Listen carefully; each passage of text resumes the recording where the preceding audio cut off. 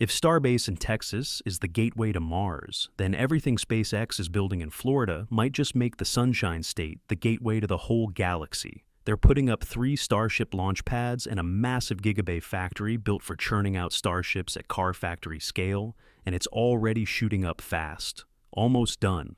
Pretty damn impressive, right?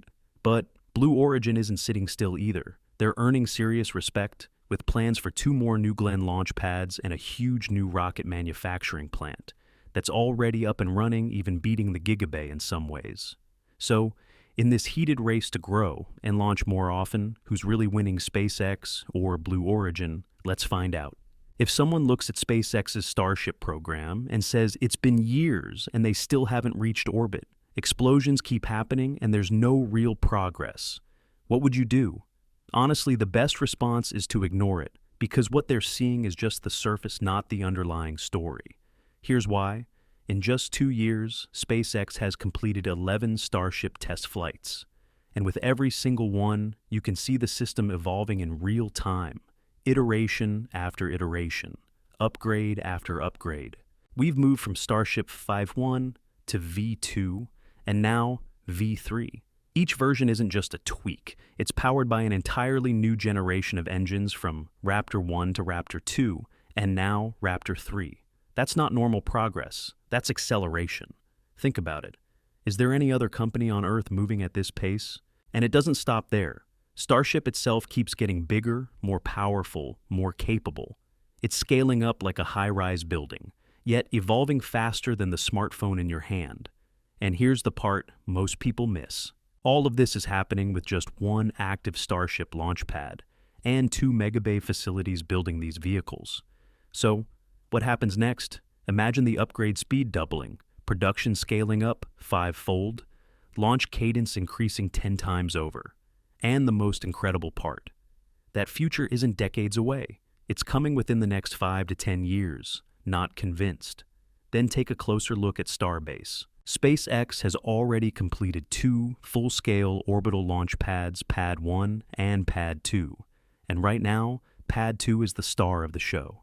It's been heavily upgraded across the board, from the orbital launch mount to the Mechazilla tower to the plumbing running from the tank farm. Every system has been refined and reinforced, all to support the demands of Starship 5.3. Pad 1, on the other hand, is going through a massive rebuild. Its job during the earlier Block 2 flights is done. Now, SpaceX is stripping it down, almost completely, driving new deep foundations, constructing a new flame trench, and expanding propellant storage. The goal is clear: turn it into a fully upgraded counterpart to Pad 2, a matched pair. Not just for launching, but for catching and landing both Starship and Super Heavy right back at Starbase, instead of dropping them into the ocean like before. And that changes everything. Because once you can catch a booster with the chopsticks and bring Starship down safely onto the pad, the entire reuse cycle collapses from weeks to just days. That's a game changer, especially for orbital refueling missions. These are flights that demand rapid turnaround, with Starships launching back-to-back, transferring liquid methane and liquid oxygen in orbit, building up enough propellant for missions to the moon and beyond. And then there's Gigabay, a massive new facility rising right in front of the existing megabays. SpaceX has already cleared out the old high bay and the Stargate building to make room. Now, Gigabay is taking shape, standing 380 feet tall, with 700,000 square feet of floor space and an internal volume of 46.5 million cubic feet. Inside, there will be 24 dedicated work zones, cranes capable of lifting up to 400 tons, nearly 10 times more powerful than those in the megabays. Enough capacity to assemble, integrate, and service dozens of Starships and Super Heavy boosters at the same time. Construction began last year. The steel structure has already reached the 4th level. Outer panels are going up, and completion is targeted for late 2026. Once Gigabay comes online, production speed won't just increase, it will surge. Combined with Star Factory, this is how SpaceX plans to scale toward building hundreds, even pushing toward 1,000 Starships per year. And suddenly that future we talked about, it doesn't feel so far away anymore. But what if the truth is, everything you're seeing at Starbase today is only half the picture? Because Texas is where SpaceX tests, iterates, and refines the system. Florida is where they're turning mass production and airline-like launch cadence into reality. Fast. Let's start with the massive Gigabay in Florida, the one Elon Musk showed off on X, saying look at the tiny cars in the foreground to get a sense of the vastness of the building. And he wasn't exaggerating. From above, cars look like ants. The building stretches out like a giant complex, almost like a shopping mall, rising next to Roberts Road at Kennedy Space Center.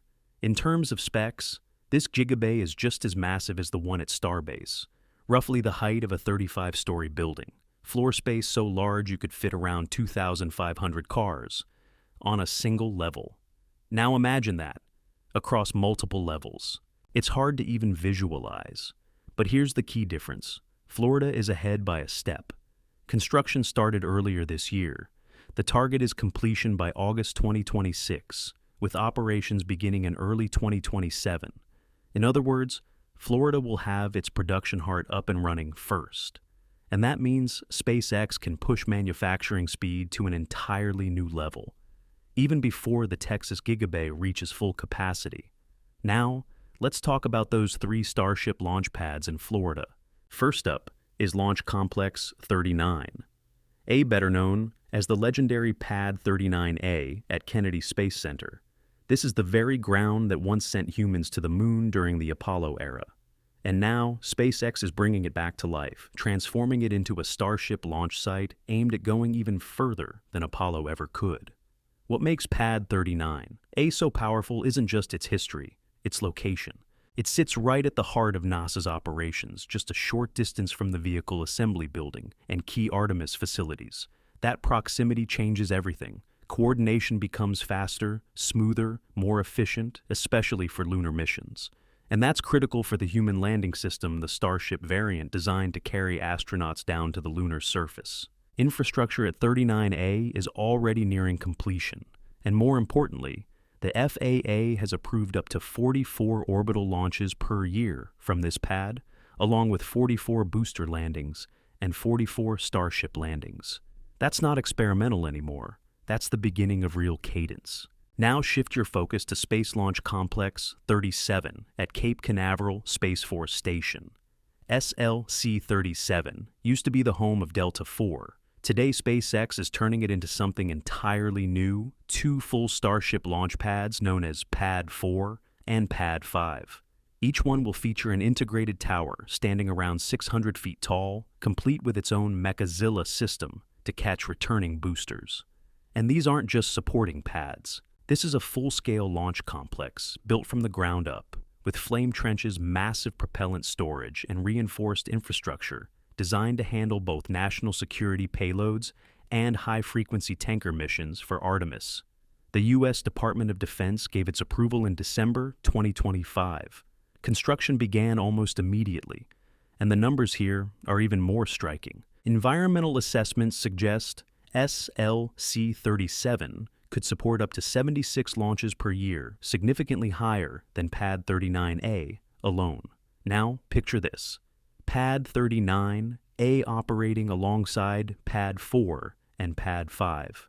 3 Starship launch pads, all active, all on the same coastline. At that point, Florida alone could push past 100 launches per year, just on the East Coast. That right there is the staggering scale of growth from the world's leading private space company. But now look over at Blue Origin, the company right behind them. And surprisingly, their current pace of development is just as impressive. So the question is, can they catch up to SpaceX? Blue Origin is quietly building deep roots in Florida's space infrastructure. Right now, they're operating from Launch Complex 36, where the massive New Glenn rocket has already completed its first 2 missions and is gearing up for a third. But relying on a single launch pad creates enormous pressure. One small anomaly, one extended maintenance cycle, and suddenly the entire launch schedule can slip by weeks. That's exactly why Blue Origin has submitted plans to the FAA to begin construction of a second launch pad in Florida located at the SLC-36B/11s area just north of the current site. And this is a big deal, because adding a second pad changes the game. It allows them to process and launch 2 vehicles in parallel, like running 2 runways at a busy international airport. And it doesn't stop there. On the West Coast, the United States Space Force has selected Blue Origin for final negotiations to lease Space Launch Complex 14 in California. The decision came from James Horn, the third commander of Space Launch Delta 30. So, why Blue Origin? Because the U.S. government wants diversification. They need multiple reliable heavy lift providers to secure national launch capability, especially for deploying massive military satellites and responding quickly in critical situations. So, in the end, if SpaceX ends up operating 5 launch pads, then Blue Origin having at least 3 is totally within reach. That's some seriously intense competition. When it comes to New Glenn manufacturing, Blue Origin made a smart move in logistics. The entire process from component production to stage assembly, payload integration, testing, and launch is all within a 9-mile radius around Exploration Park near Kennedy Space Center. Their main factory in Florida is about 650,000 to 800,000 square feet, not far off Gigabay. But they only have one. Meanwhile, SpaceX has 2 Gigabays. So, in terms of production alone, New Glenn is already behind by about 2 to 3 times. And that's exactly why in the end, SpaceX still holds a clear lead, even as Blue Origin pushes hard in Florida. It comes down to 2 things: scale and iteration speed. Starship isn't just bigger than New Glenn.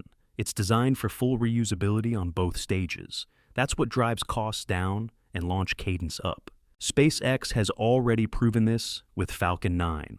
Hundreds of flights, rapid iteration, willingness to take risks, learn fast, and move forward. And with Starlink, they have a steady revenue stream to keep everything moving. And Starship. It's built to accelerate even faster. Eventually, it's meant to take over. Blue Origin is more conservative, fewer failures, slower steps.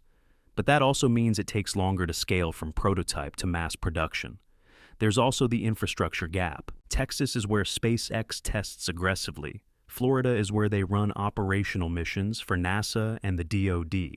Blue Origin has a strong position near Kennedy Space Center, but they're still scaling from 1 pad to 2. Meanwhile, SpaceX already has a more complete integrated ecosystem. So, looking 5 years ahead, who wins this race? Drop your thoughts in the comments below. And don't forget to hit subscribe if you haven't already. Thanks for watching, and see you in tomorrow's episode.